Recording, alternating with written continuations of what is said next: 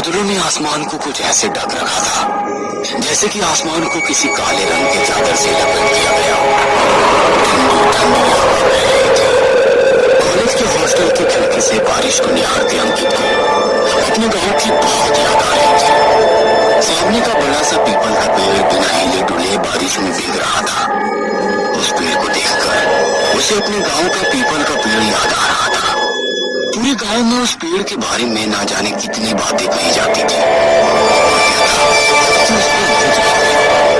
तो कोई कहता कि किसी प्रेत ने उस पर अपना आशियाना बना रखा है। ऐसा भी कहा जाता कि अमावस के दिन उस पेड़ से कई आत्माएं छिपकली की तरह रेंगती हुई नीचे उतरती, नग्न अवस्था में नृत्य किया करती। गांव के लोग कहते कि इस दिन आत्माएं नृत्य के बाद अपना शिकार करती हैं।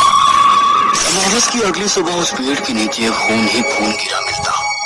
सदियों से ऐसी मान्यता रही है कि पीपल के पेड़ पर भूत प्रेत पिशाच का वास होता है। अंकित मन ही मन सोच रहा था कि हॉस्टल में खड़े इस पीपल के पेड़ पर भी क्या भूत प्रेत रहते होंगे। तभी बाहर से किसी ने उसके कमरे का दरवाजा खटखटाया। उसने दरवाजा खोला तो उसके सामने उसकी ही उम्र का लड़का, जिसका नाम नीरज था, वो सामने खड़ा था। हाय, मैं नीरज हूँ। ये कमरा मेरा है। हम दोनों इस कमरे को शेयर करेंगे। तुम्हारा नाम क्या है? मैं अंकित हूँ। शहर का सबसे बड़ा इंजीनियरिंग कॉलेज अंदर से कैसा होता है, नीरज और अंकित दोनों ने पहली बार देखा था। वे दोनों ही गांव के थे। इंजीनियरिंग की टेस्ट में दोनों की ही अच्छी रैंक आई थी, इसलिए उन्हें ये कॉलेज मिला था। अंकित का डिपार्टमेंट सिविल था और नीरज का इलेक्ट्रिकल। जल्द ही दोनों काफी अच्छे दोस्त बन गए। अंकित एक गरीब किसान का बेटा था।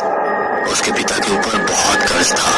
इतने अच्छे कॉलेज में स्कॉलरशिप के कारण उसे एडमिशन तो मिल गई, फिर भी वो एडमिशन लेना नहीं चाहता था। वो अपने पिता की मदद करना चाहता था, लेकिन उसके पिता नहीं चाहते थे कि जैसा कर्ज भरा जीवन उन्होंने देखा है वैसा ही उनका बेटा भी देखे। इसलिए उन्होंने अपने सर की कसम खिलाकर अंकित को पढ़ने के लिए शहर भेज दिया। ये सारी बातें अंकित ने नीरज को बताई थी। नीरज की कहानी भी कुछ ऐसे ही थी, इसलिए दोनों में खूब पड़ती थी। लेकिन इन दिनों नीरज कुछ परेशान सा रहता था। अंकित ने उससे कई बार पूछने की कोशिश भी की, लेकिन वो कुछ नहीं बताता। उसका व्यवहार कुछ बदल सा गया था।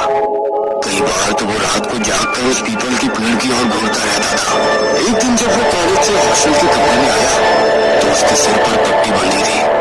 अंकित ने उससे लाख पूछने की कोशिश की कि ये चोट कैसे लगी, लेकिन नीरज ने कुछ नहीं कहा।